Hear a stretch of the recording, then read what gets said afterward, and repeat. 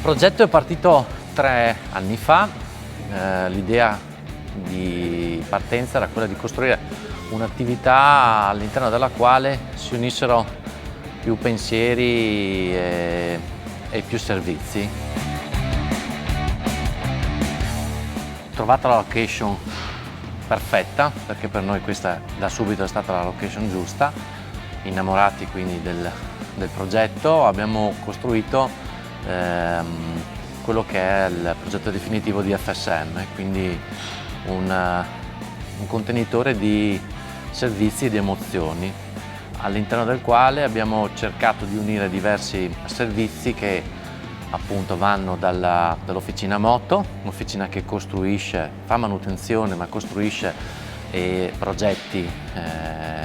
partendo da un semplicissimo telaio e customizza qualsiasi modello di moto, un servizio di noleggio a breve e lungo termine, un'osteria che noi definiamo metropolitana perché all'interno del contesto dà la possibilità ai nostri clienti di trovare un momento di ristoro, di convivialità, sempre all'interno della stessa struttura, ed infine